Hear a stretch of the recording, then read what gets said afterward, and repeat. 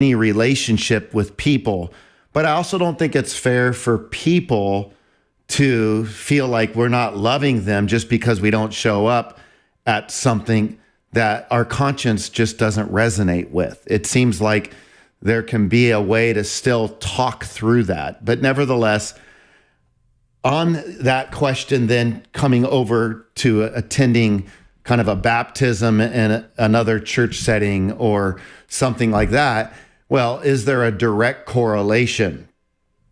I think that I would want to think a little bit more about this, if I'm being honest, because I feel like I don't trust my ability to articulate through this on the spot without fear of potentially contradicting myself.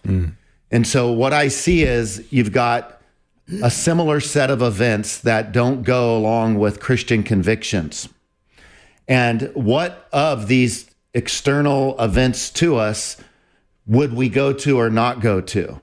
And the part that I haven't thought through as much is the same-sex marriage that you wouldn't go to, then would it be okay, let's say, to go to a baptism of watching somebody in the Mormon church be baptized or something like that? Is that okay?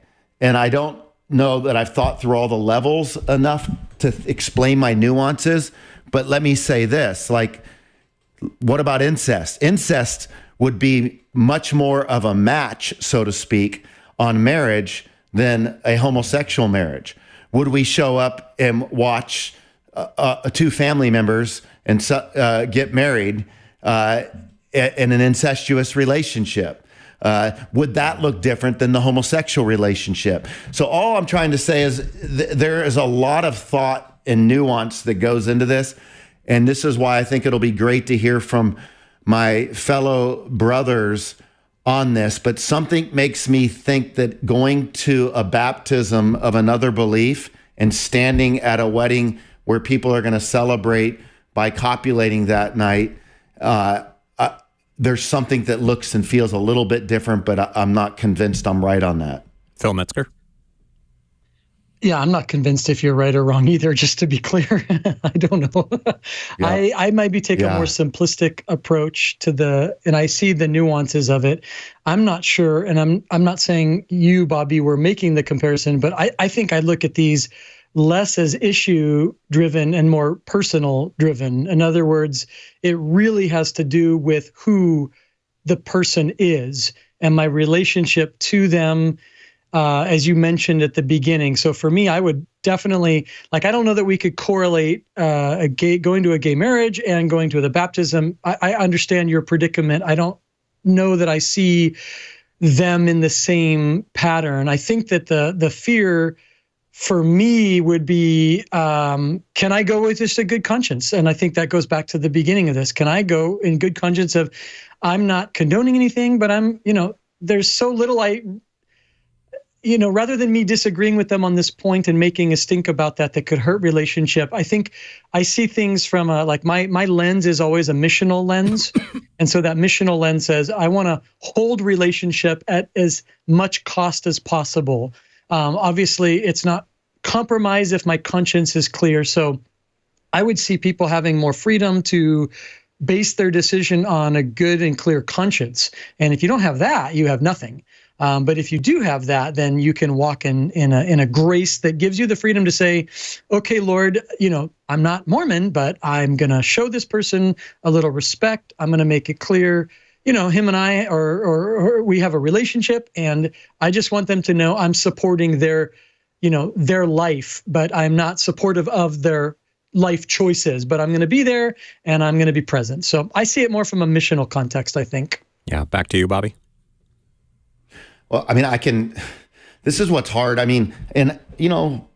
Thankfully Pastor Brian gives us the thought to talk out loud. But here's an example, I think, where maybe our audience that listens can just see me wrestling through this.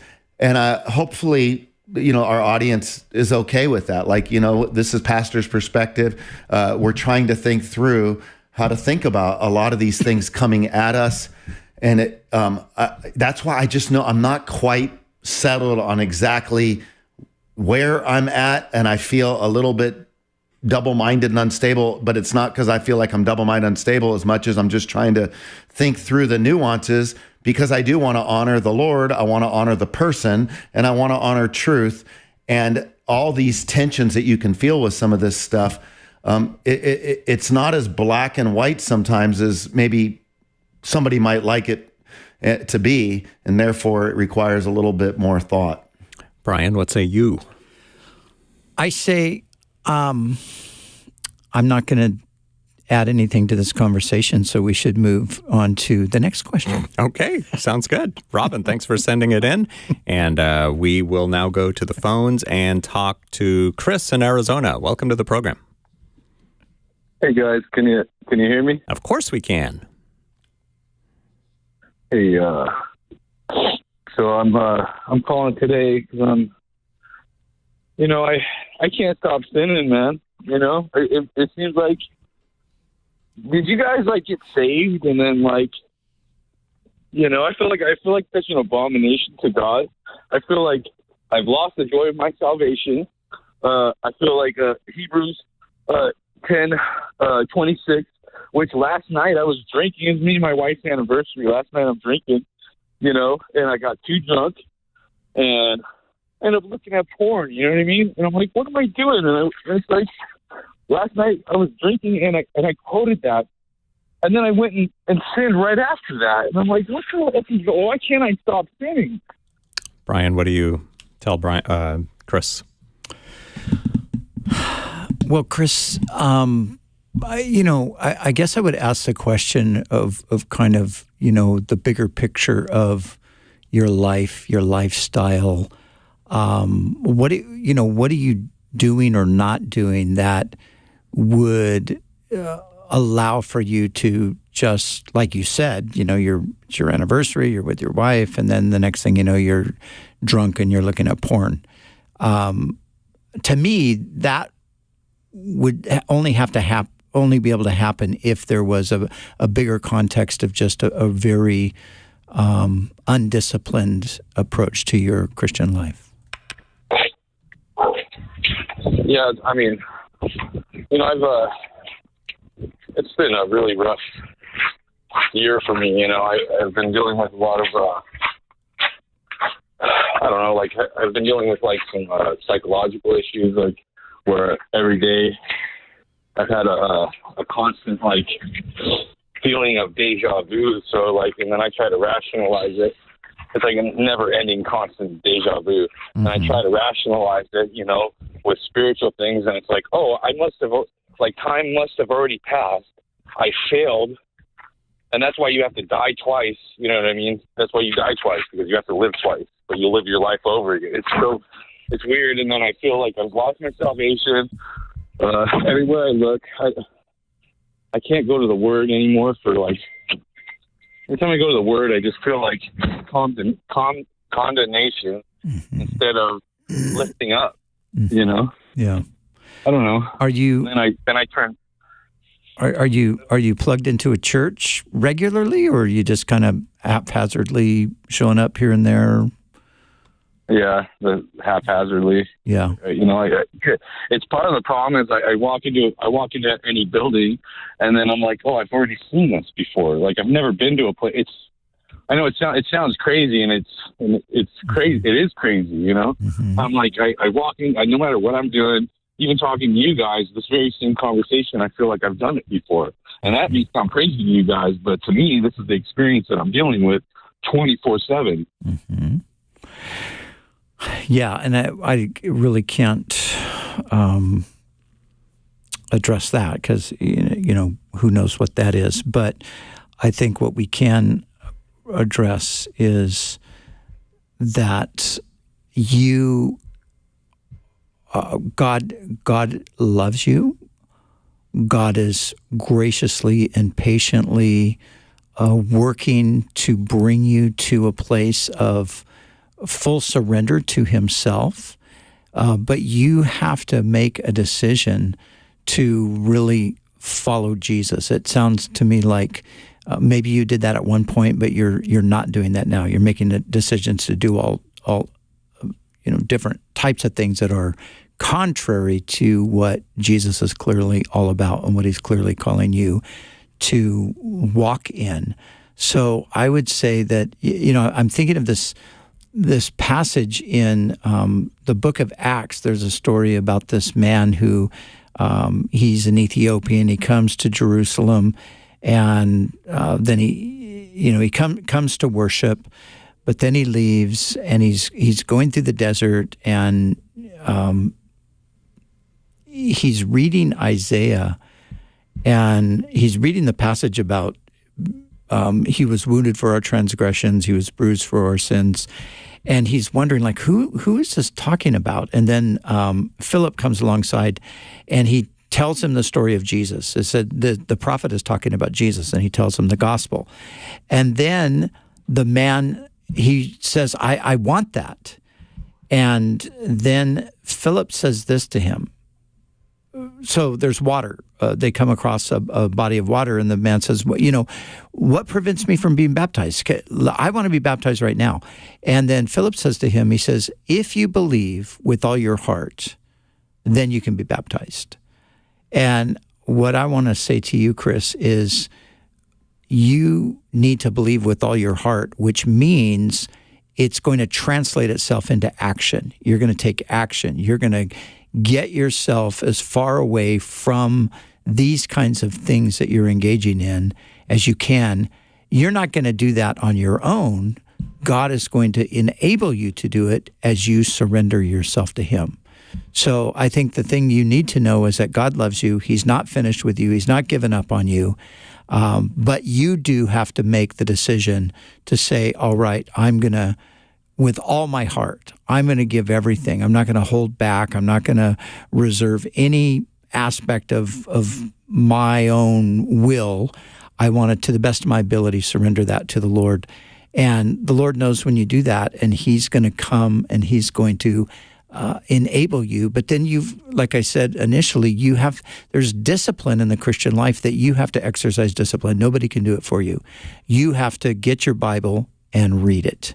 You have to get yourself to church and engage with God's people. You have to call out to Him in prayer. You have to repent. All these things you have to do. Nobody can do it for you. You have to make the decision to do it and ask God to help you, and He will help you. Phil Metzger. Wow. So good, Brian. Chris, one more thing I want to reiterate to make sure you really heard what Brian was sharing. There are two words that he used there that I want to kind of, again, emphasize. The first was the word undisciplined. And that's what it looks like when you can quote from the Psalms and Hebrews and then talk about getting drunk and looking at porn in the same sentence. That becomes an undisciplined. It's not like you're evil or bad. We're all guilty before God, but that undisciplined of, I know these things, but I'm doing these things.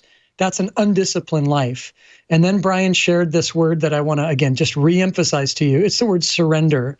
I think that too many Christians, and I don't know you, I don't know if this is you, but it sounds like it by the way you describe things.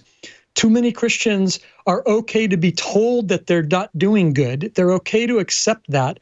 But then the discipline to surrender and actually bring and make change it eludes them.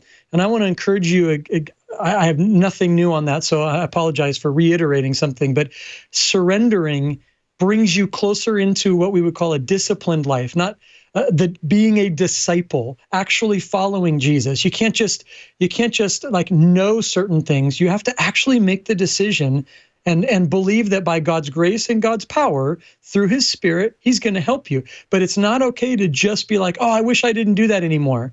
Well, then don't do it anymore. Now, how am I going to do that? I'm going to start living in that disciplined Christian life. I'm going to surrender, and I'm going to trust that as I surrender, God's going to empower me to live that out.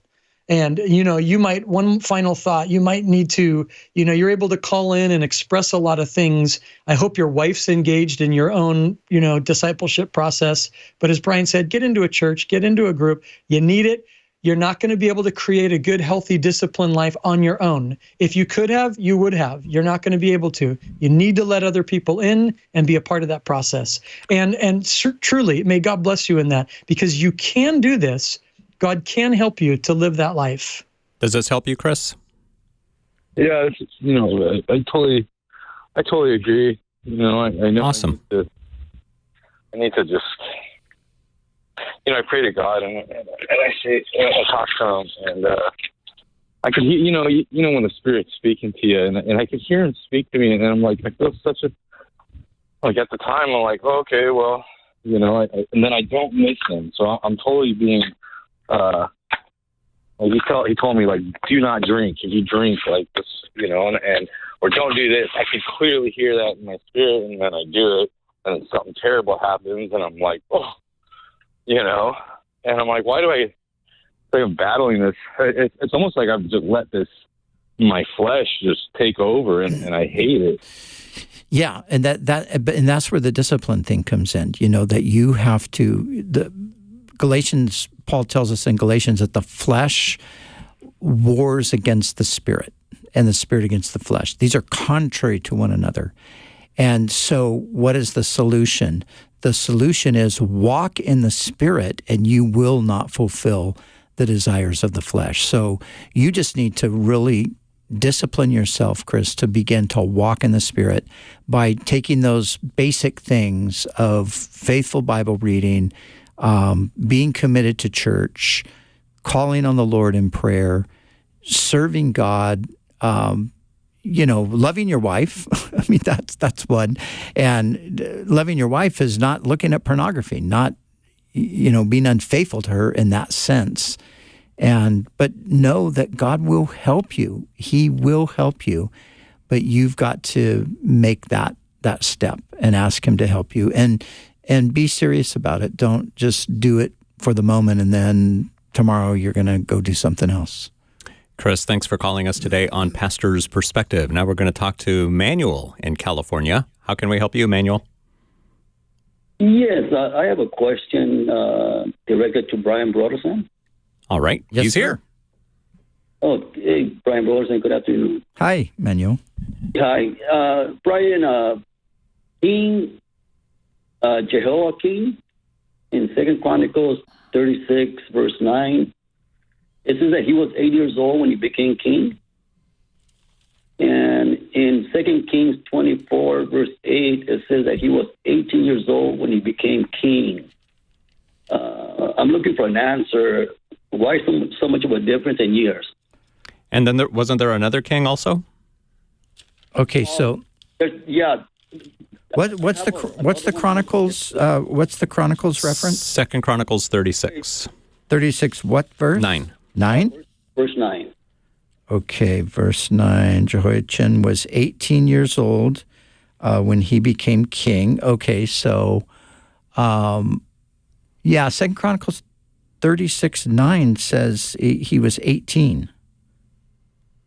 That's what it says in my Bible. Okay, so 2 Kings, Yeah. 2 Kings verse 8, it says 18 or 8? Kings. 2 Chronicles 24, right? Kings. Second Chronicles 36, Okay, yeah. verse 9. Yeah, so my 2 Kings 24:8 says he was 18. 2 Chronicles 36:8 says he was 8. What Bible version? Is that a New King James? New King James, Yeah, yes. Yeah, okay, so the simple answer, Manuel, is there is a discrepancy in the manuscripts. And so some people go with, a manuscript that they think this is the more accurate manuscript. But I think if you just look at the context, he's 18 years old. He reigns as king. There's only 2 young kings that reign, and one of them is Jehoash, and he reigns from the time he's 8 years old, and then Josiah becomes king when he's 7, I think, or the other way around. So you don't have any other child kings beside those 2. So this one is clearly, Jehoiachin is clearly 18 years old. And yet, again, some of the manuscripts have 8. And you could see how there could be an easy, flub if you're intending to write 18 and you write 8. and especially in ancient manuscripts. So that's the difference there. But some translations, like the NIV that I have, the NIV sort of solves it for you by saying he's 18, because that would be the best way to understand it based on the context. But what does the King James Version say? Because we know that's the most accurate, right? Well, it says the same thing as the New King James. It says 8. Right. Manuel, thanks for calling us today on Pastor's Perspective. Let's take a question that was sent in online. Jessica from California is wondering, are tattoos prohibited according to the Bible? In Leviticus 19:28, it says, "You shall not make gashes in your flesh for the dead, or incise any marks on yourselves." Does this verse pertain only to tattoos? What about body piercings and things like that? Bobby, what would you say? Well, first of all, Bobby, let's see your arm. We want to see your sleeve. Okay, there it is. There's the answer right. Oh, Phil. Phil, you have a tattoo. That's right. There's Phil's. Is that new? No, you've had that for a long time? No, I've had it about maybe almost 10 years. It's we wear our wedding ring on the other hand in Eastern Europe. Right. So I got my wife's name, Joy, tattooed on my finger. Man, 10 years and I haven't noticed that. How unobservant am I? I thought we were friends, Brian. You don't even notice my ring tattoo? I didn't. I just feel so bad. What kind of a friend am I? So, Bobby, Brian, is it okay? You have a big swan on your back. I know that that you sport. It's a pterodactyl. But it looks like a swan. Okay. But it looks like a swan. Okay, there you go. It's on my belly. Yeah, actually. I think as far as the tattoos go, it even talks about ancestral stuff for the dead. I mean, this would be like cult practice type stuff that would take place, where you're carving yourself to, for idol worship or ancestral worship. So that's different in context compared to like modern day tattoos. I would say, yes, our body's our temple. So what does that look like then? Well, I think that can a modern day tattoo be wrong? Well, sure. I think that you can get a lot of images that would be inappropriate. So I think the question would be, what are you wanting to get a tattoo of? Why do you want to get a tattoo? As it's been said before, think before you ink, because it's permanent. And I would say if you get an art piece and you like it, then great. But I don't think it means that you're, into idolatry or anything like that, or cultic worship. So I think it's fine. What about these things like body piercings and then some of those strange things that people do with their tongues and their earlobes and all that? Is that a little too extreme, or is that allowed? Or what? It's extreme to me, but again, that's truth doesn't start and end with me. It is extreme to me, but I think about my teammate Tim. He's got nipple piercings, which I think's weird for a guy, but he does it, and I tell Tim, I love Tim. We connect great. I joke with him all the time. I'm like, yeah, Tim's our associate pastor. I know he looks like like he's a drug addict, but we work really well together. He's got these big gauges in his ear. He's got a look about him, but it doesn't bug me at all. It's just who he is. He's got a piercing in his tongue, and I'm thinking, who in the world would want to do that? So for me, I don't like shots, for crying out loud. So sticking a needle through my tongue and leaving a piercing in there, sticking big gauges in my ear, nipple piercings, I think my teammate's lost his mind. But I love him. We get along great, and he would have a great explanation for why he feels okay doing it. But nevertheless, we're different. Wow. That was a little TMI. The nipple thing is like, I didn't need to. Hey, have you ever seen people, though, hanging from cranes? They take their piercings and they run hooks through their skin, and then they suspend them in the air, and they're literally hanging with piercings. Like, I think that's over the top. Yeah, I would say so. It sounds like a form of torture. Yeah. Yeah, that's crazy. Yeah. Crazy stuff people are doing nowadays. Jessica, thanks for sending in your question on Facebook Messenger. We have got to take a little break, and then we'll be back with more of your calls. We're not live if you're listening on the radio on Monday, but if you're watching us on Facebook or YouTube, hello. Thank you for watching. Remember to share the video on your page. That way we can get more people calling in and engaged and asking their questions. But you can call us using the number right there at the bottom of your screen. We are here until about 5 o'clock p.m. Pacific time. We got started a little bit late, so we're going to go a little bit later, not too much later, but give us a call. The number's right there on the bottom of your screen.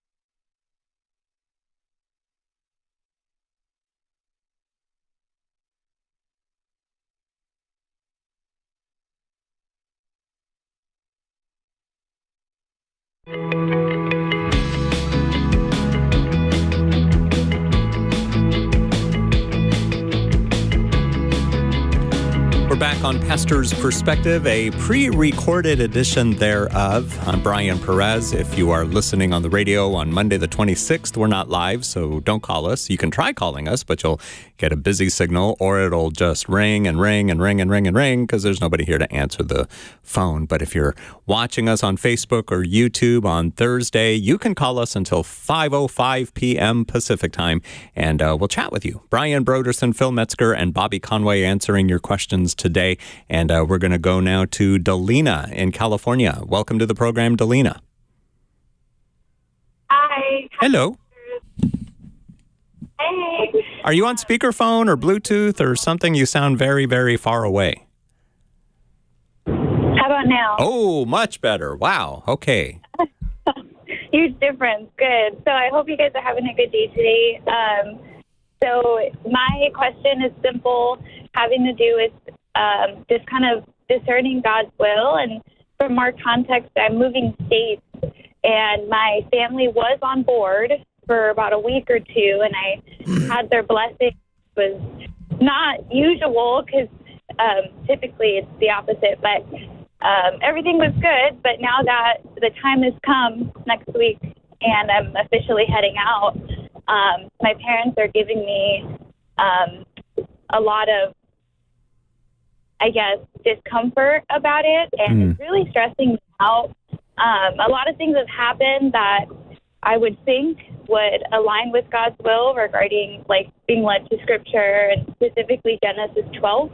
And I just get a little stressed out. I don't know how to manage listening to God while also understanding that, you know, what you do has an impact on others. So what would you guys do in those moments where you're in a position where you're listening to God, and it seems like other people are not taking it lightly, right? Or something in that regard. Let me ask you this, Delina, if you can share with us. Why is it that you're moving out of state? And are you married, or is this just your parents that don't want you to go?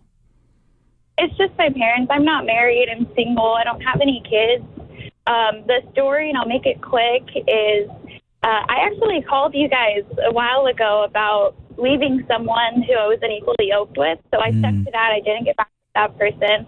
And then I had taken a trip to Hawaii, and I didn't want to go because it was a babysitting job. And I was like, no way, Jose, I'm not going to go to Hawaii just to babysit. But I listened to God, and I was obedient. And it's actually a good thing I went, because some things happened with the kids that if I wasn't there, it wouldn't have panned out the way it was supposed to. So then I started talking to my parents, like, hey guys, this kind of seems like a good fit for me. I don't have that much debt, X, Y, and Z. Like, I'm entertaining the idea. I'd have a place to stay, blah, blah, blah. So it was really just something that was, I would say, but I was trying my best to kind of listen to God about it, and just those things. So Delina, it's your parents that are not really excited about this, correct? Yeah. Okay. And do you mind if I ask how old you are? I'm 24. 24. Okay. And do you have a place to land? You're not just going to go sort of bum around, sleep on the beach, and try to figure it out? No. So I have a place to stay. I have a job. I actually have 2 jobs lined up, which is another part of the reason that was kind of trippy to me, because I applied to like 50, 60 jobs over here in California and got denied every single one of them. But when I started in Hawaii, I kind of got offers up the wazoo, and I'm like, okay, either this is coincidence or, I don't know. So it just seems to be better. Okay, one other question. Do you are you headed toward a church that you're going to connect with? Or do you know already, or you're going to kind of just be looking for a church home, or what?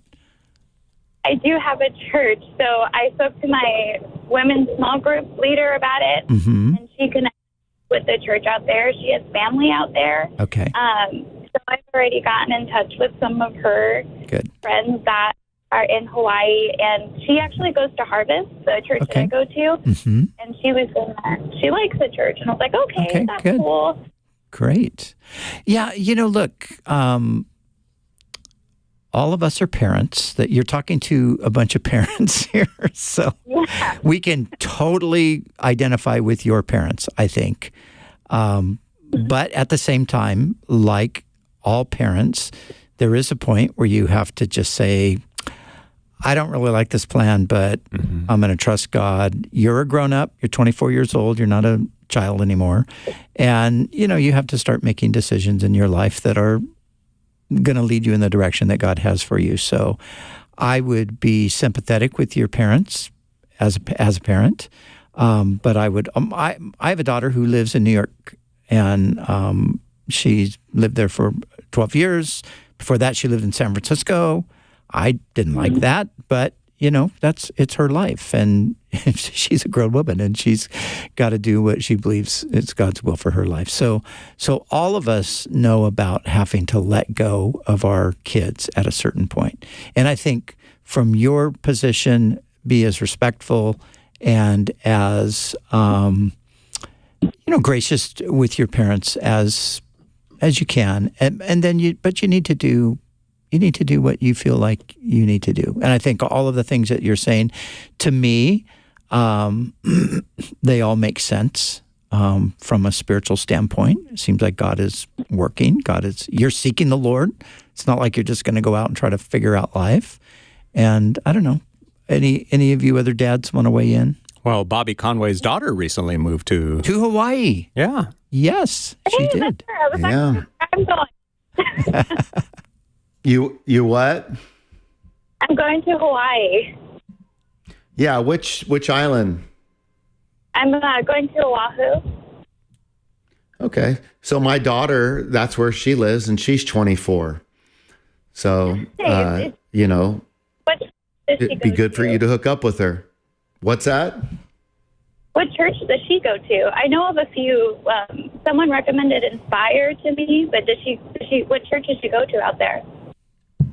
I don't remember the name, but if you wanted to follow her on Instagram, you know, that would be, just tell her that, you know, you just spoke to her dad, but Haley Ray Nelson, RHEA is how you spell her middle name. So she's married, her husband's an officer, but she's super friendly and would be happy to help you get connected. And yeah, she just moved there 3 or 4 months ago. So Haley, Haley RHEA, last name Nelson. If you Instagram her, she can cook you up and you guys can get some coffee or something like that when you go there. And I'm sure she'd love to rope you in. Now, Bobby, it also gives you and Heather an excuse to go to Hawaii every few months, right? So that can't be too bad. That's right. Yeah. Heather's already made her way out there. You know, I'm going to get out there soon enough, but not sure when. One other thing, Delina, too, Phil and I have a really good friend that lives on Oahu. Her name is Lisa Collins, and Lisa Marie Collins 123 is her Instagram, and she's amazing. She's older. She's just an amazing sort of a mentor.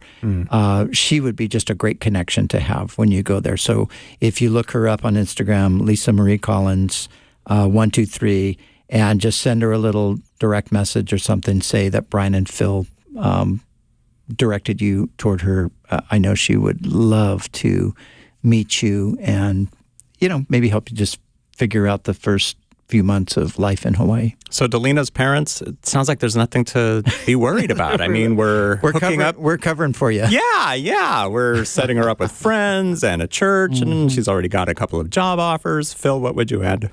Well, I was just going to say, Delina, when you reach out to Lisa, say that Brian said she was older, but not Phil. Phil didn't say that. Brian said that, not Phil. That's I was right. just going to add, you know, I was 18 when I moved to Eastern Europe, Russia and Eastern Europe. So I don't get a voice on this conversation because I left when I was 18 and I didn't really live in America until I was 44. So, how did your parents react when you told them? I mean, well, goodness, 18 years old, out of high school. I mean, at least Delina's got a few years, but what did they say? Well, Phil's parents were excited. They were like, they wanted him out of the house. That's great news. Yeah, you know, I'm the oldest and there was like 6 more coming and they were just too busy. So I think it was like, wait, where are you going? Yeah. No, you know, I think they reserved their own, they reserved judgment and, you know, of course, you know, no parent wants their kids to go away. Of course not. But in the end, you know, the Lord proved it to be the right thing. And I'm so glad things happen. But, you know, you have a way easier abilities. I moved in 1992. It's a lot easier to stay in touch today. Let me just tell you that. So you got FaceTime, and I think it's hard for parents. I've got grandkids too, and it would be so hard. But you know, you're hearing from God. Just keep stepping in that direction. Bobby Conway. Yeah, and I would say, Delina, feel free if you're having a hard time finding her or whatever, you can even message me at Dr. Bobby Conway on Instagram, and I'll connect the two of you as well. So I think that's pretty cool that you're going to the same island and that you're 24. And I was just listening to her wrestle through, we're going to be showing up in this new place and we don't know anybody. And man, they've got a church and they've got friends and life just feels real. And, you know, that's part of the parenting. It's just hard to let our kids go that far, right? It's not fun. But I left home when I was 21 years of age, and you know, haven't been home since in that way. So I think that's kind of normal. How old were you, Brian, when you took off from home? 18. 18, yeah. Mm-hmm. Yeah. So I remember when Brian moved to London, I remember my mother-in-law talking to Pastor Chuck about because Chuck was like going on and on about how this is impossible. I can't believe they're doing this. This is the worst thing ever, Right. And my mother was like, Chuck, when I told you about my situation, you were like, oh, praise the Lord. Exactly. So your parents and Pastor Chuck wanted you out of And California. not to mention, I was almost 40 years old when I left and went. No. Chuck was saying, oh, it's praise the Lord that Phil is out there and joy. It's what a great thing they're going to be doing. But then when his kids went, he was like, the world is ending. Yeah. Chuck didn't care if I went. He told me that. He said, you can go. I'll pay your way, but you just can't take my grandkids with you. Yeah, that's right. 100%. I get it. All right, Delina, great hearing from you. Let us know how things go. And hook up with these two people that Bobby and Phil and Brian all recommended. And don't forget to download the K-Wave app onto your phone. Go back to her for one more second. So, did we help you, Delina? Sorry. Yeah, thank you. We were sidetracked. That was helpful. No, that's okay. That was very helpful. I think more so juggling the emotions of it gets pretty difficult because I actually moved back in with my parents to transition. Oh, yeah. That's it. Yeah, so that does add that personal touch of stress, but it's good. I'm good. Yeah. Okay, tell your mom and dad that we're looking out for you too. That's right. This is Pastor's Perspective. Brian Perez here with Brian Broderson, Bobby Conway, and Phil Metzger. We're not live if you're listening on the radio, but if you're watching us on Facebook or YouTube, you can call us using the number there on the bottom of your screen. We'll go from Delina to Dina. Welcome to the program, Dina. Hello? Or is it Dinah? Hello. Hello? Can you hear me? What's your question? Hi, my name is Gina. Oh, Gina. Sorry about that. Go ahead. My question, thank you for taking my call. My question is concerning the 144,000 in Revelation.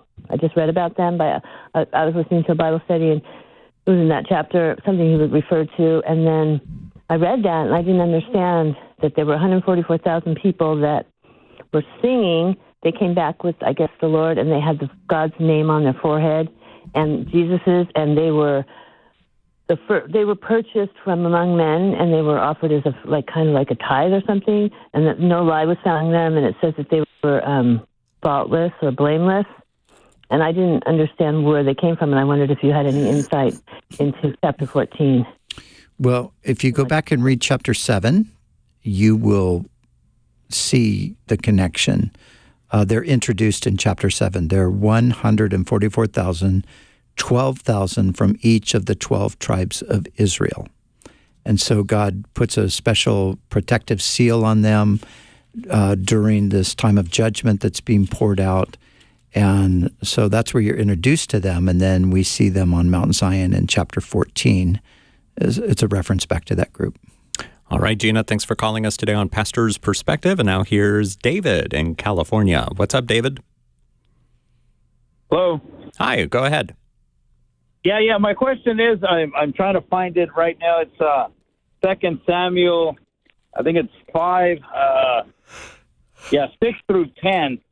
There talks about something. I mean, King David after Jesus is my second favorite character in the Bible, but there talks about something about King David, like despised the cripple or the maimed, people who are maybe had some kind of handicap. Maybe I'm reading it wrong, but that's what my question is. Okay, Phil Metzger, what's this all about? We can't hear you, Phil Metzger. What happened? I was saying, it's okay. I didn't say anything of value. I said, I don't know. I haven't gotten there yet. So if somebody else has already turned there, they can Bobby? answer that. So, I mean, one way that some people would look at that, it's obviously David's not down on those that are crippled. Just think about Mephibosheth and his treatment to Mephibosheth. So some might say that this is just proverbial language to describe his enemies in terms like lame or blind. Does that help you, David? Okay. It does, because I thought the same thing. Well, he got Jonathan's son in Mephibosheth, and he lived at his house, and he ate at his table, so I was just a little confused. Yeah. Was he against the crippled, the team or not, so good answer. Thank you very much. All right. Thank you for calling us today on Pastor's Perspective. But, Hey, Brian, Oh, go ahead. Yeah, well, in that passage, the Jebusites are saying, you're never going to get in here. The blind, the lame, the halt, they could hold you off. You're nothing. You're no threat. We're not worried about you. So when it says the blind and the lame, who David's soul loathes, I think that is just rhetoric. It's not literal. Phil? That's exactly what I wanted to point out. Once I was able to open it, I was like, wait, this is a figurative speech to say, hey, you won't be able to get in here. It wasn't meant to be literal people. Yeah. Good stuff. David, thank you for calling us today on Pastor's Perspective. And here's a question that AJ from California sent in on Facebook Messenger. What is the significance of the Dead Sea Scrolls to us as modern Christians? Bobby Conway, what would you say? It's been a tremendous discovery. There's several different caves in the wilderness of Judea, and this is what is known as the Qumran community. And these scrolls that were discovered in the late 40s, it was really interesting. You had a little shepherd boy who was walking out, and he was throwing stones, and one of the stones hit one of the pots, and he heard this crack. And he went and he realized that, oh, okay, well, there were some, strips of leather in there. So took it to a local shoe cobbler, and the guy, started cutting it up into shoes, and realizing eventually when somebody pointed out, what are we doing here? Do you realize what we have? This is a real treasure. And so basically, the Dead Sea Scrolls, it started a whole dig, and they started getting into other caves and all kinds of manuscripts, and we've got all kinds of finds. And so what did that do? Well, in the 16th, in the 1600s or whatever, when you get the King James Bible, that's off of what is known as the Textus Receptus. And the Textus Receptus means the received text. And these were the Greek manuscripts that we had available to us at that time. So Erasmus would, take some of that and translate that and give us a nice way to see things. But then when the Dead Sea Scrolls came, these manuscripts predated by 1,000 years the Textus Receptus, and this would become known as the critical text. And so what ends up happening is the translations that we have, if you're working with a New King James or a King James, that's the Textus Receptus. But most of the other versions are going to be dealing with the critical text, which is going to be leveraging the Dead Sea Scrolls. And not only that, all kinds of other stuff besides just Bible would come out, and that would be apocryphal type writings as well. So I think, what are the positives? Well, number one, imagine for the first 1,500 years of the church, they had no idea about this set of discoveries. What other kind of discoveries could be out there someday for us that we aren't aware of? So we can be thankful for discoveries. Number two, we need to go with what the best evidence is. Even if something's dug up later, but it's seen as earlier, hey, that can be a great thing. And I think that we're just thankful because we have so much manuscript evidence in comparison to other historical writings that should give us a lot of gratitude as well. Phil Metzger. Yeah, just to kind of reiterate how exciting the discovery of the Dead Sea Scrolls is, like one of those, like, oh my gosh, this is altering as it relates to Bible texts, as well as for a lot of us, you just say, like, wow, we have a text that is so old, and then we get to compare that to other writings and texts. And just think about this: every book of the Old Testament except for Esther is in the Dead Sea Scrolls. We have all the rest of the Old Testament. That's a powerful witness. And so it's kind of it's not even fair to say a national treasure. It's like a global treasure of like epic proportion, where you could go in there and you can stand in front of the scroll of Isaiah, and you can read, if you could read in that language from such a long time ago, and then read in the Bible you have in front of you and see, wow, this is so incredibly consistent. And it's a powerful witness to the way that God through history has protected the scriptures for us to have today. Now, why isn't the book of Esther or why was it not in there? Good question. I've heard a lot of different approaches to why Esther is not mentioned, because some have said, well, it's a foreign book in a sense. It's kind of a foreign situation, but the Dead Sea Scrolls do have it's not all just in Hebrew, by the way. So I don't know if you guys have different ideas, but I've heard that it's a kind of it's a narrative from a different kingdom and not related, but so is other parts of the scriptures. I'm not exactly sure. I've heard too many different stories to give one good reason. Bobby, what do you got? Well, I think that, it is tough to know, right? Like, for example, because it could be there. Like, we might not have discovered where some of this is, but there would have been a little bit slower movement because you don't have the name God driving the narrative of the book of Esther, which would have given more pause to the process, maybe by which people would have looked at that with seriousness. But I have no idea. I mean, again, why that wouldn't show up or not. I'm actually kind of interested to go in and do a little bit of digging on that question myself. Brian, do you know the answer on that one? Yeah, but I'm not going to tell you guys. I'm going to make you dig. He wants you to literally go dig in another country and see if you can find it. No. Yeah. They did not get a fragment of Esther there. Yeah. I'm joking. I don't know the answer. No. You don't want to make something up and say, I'm kidding? Yeah. No. No, that's not. I don't want to do that. Okay. I think it... Never mind. I don't know. Okay. When you don't know the answer, it's better to say you don't know the answer than try to make one up. Yep. Right. That never really goes that well. Good point. AJ, thank you for sending us your text us. We recepted us, or never mind, on Facebook Messenger. That is a way that you can get your question to us. Also online, we redesigned our flagship radio station's website. If you go to kwave.com, there is a Pastor's Perspective page, and that has a bunch of archives of the program, and there's also a Submit a Question page that you can, submit a question, and then we might read it here on the radio. We may not, so don't send it to us thinking we will definitely read it. Don't send it to us thinking that you'll engage in conversation with us back and forth, answering all of your questions. That's not what it's there for.